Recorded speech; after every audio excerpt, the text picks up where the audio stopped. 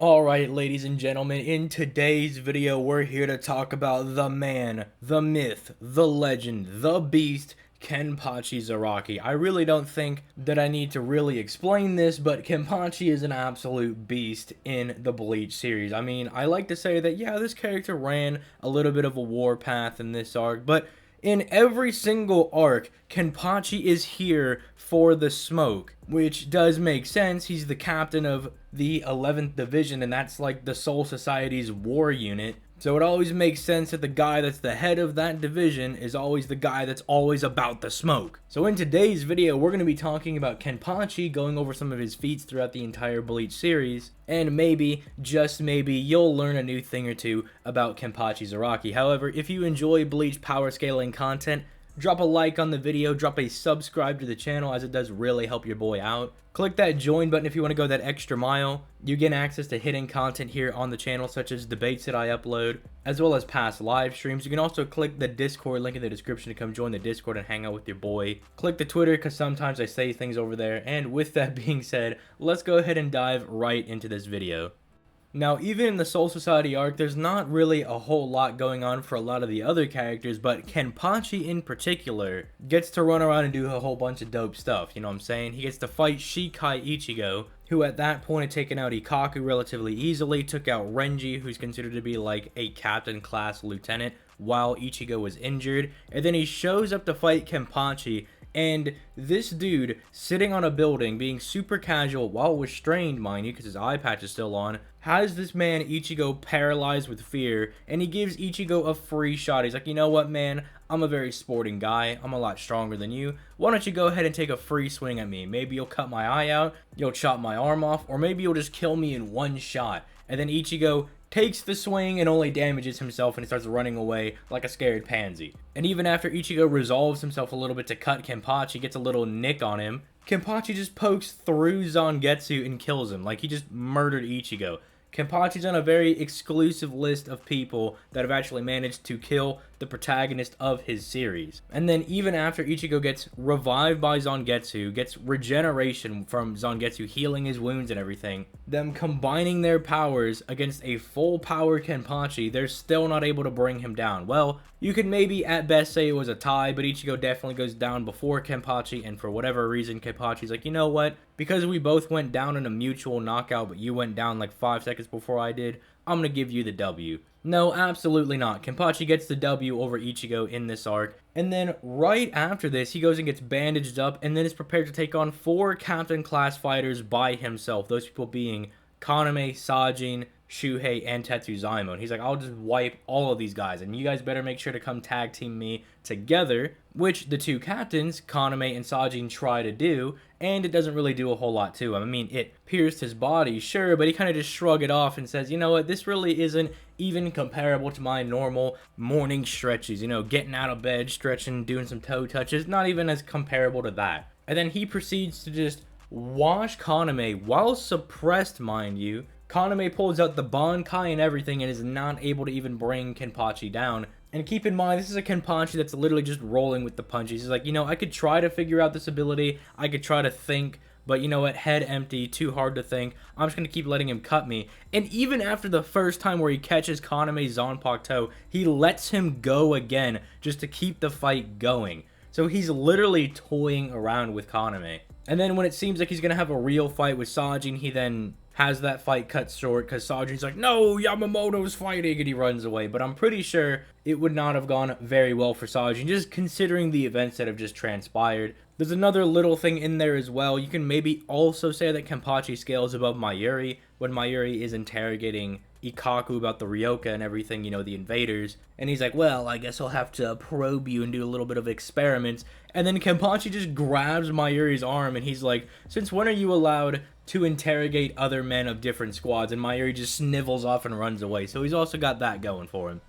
Then moving into the Arrancar saga, Kenpachi gets cracked out of his mind. I mean, he has some small feats here and there, like he cuts Tesla in half, and Tesla's really not anything important. If you really value the power of Orihime's ability, I mean, Kenpachi does kick open Saten Kishin while it's healing Ichigo. So if you wanted to be like, well, I mean, it was able to block a hit from Ulquiorra and Kenpachi's able to kick it open, that's pretty good, right? His casual kicks are stronger than Ulquiorra. But what everybody does think about when they think about the Arrancar Saga Kenpachi, they think about his fight with Noitora, where, yeah, Kenpachi does get a little bit roughed up against Noitora, but as soon as Kenpachi reaches the point of like, I might die in this battle, he one-shots Noitora, just like kendo, chop.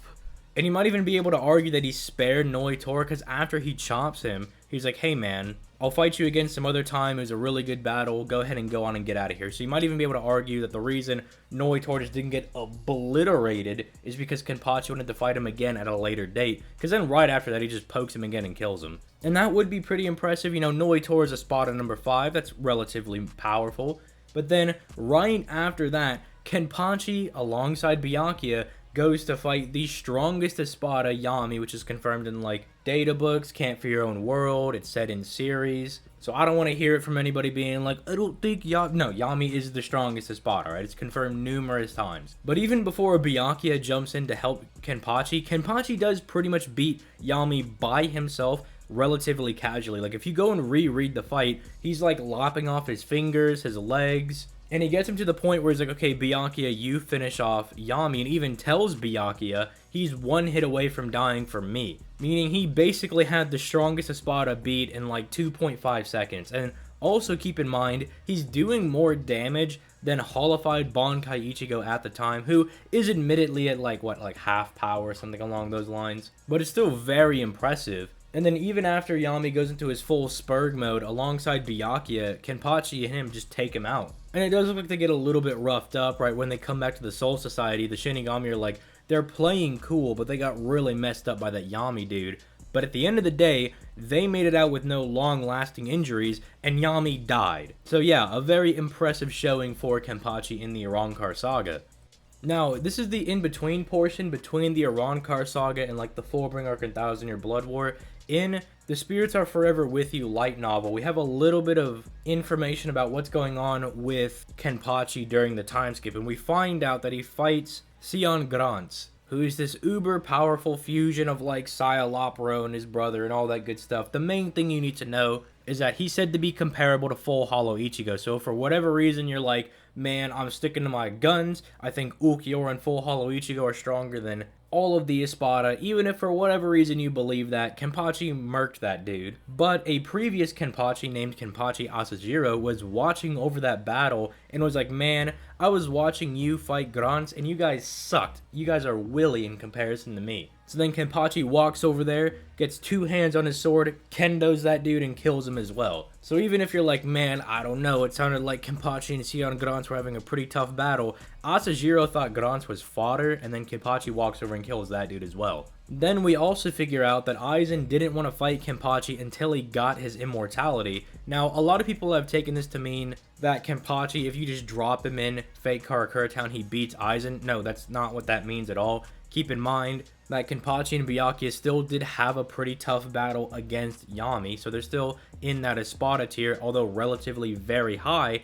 They're not on the Aizen tier, where he's surpassed all of the Espada's powers combined. So it doesn't make sense for that to be the reason. What does make sense is that Aizen is fearing that Kenpachi's battle power will continue to evolve mid-battle and doesn't want to deal with the possibility that he might get killed because Kenpachi adapts to him and kills him mid-battle, which is still impressive, but I don't want people walking around being like, yeah, Kenpachi walks up to Aizen, pokes him, and kills him. Easy, we move on. Especially because Aizen doesn't know really how the Hogyoku works. He talks to Isshin blatantly and just says, yeah, even I don't really know what's going on. I know that I'm kind of immortal now, and I know that I'm going to get stronger, but I don't really know to what extent. And it's not until he reaches his 4th fusion that he's like, alright, now I'm very confident in saying that I have now surpassed all Hollows in Shinigami. Like, nobody's gonna catch up to me. And again, Aizen does specifically want to be immortal when he fights Kenpachi, because even if Kenpachi is able to adapt to his power and get stronger than him, if he's immortal, it doesn't really matter. But I did kind of want to throw that in there before I see people in the comments being like, yeah, Kenpachi solos the entire verse. I'm like, alright, let's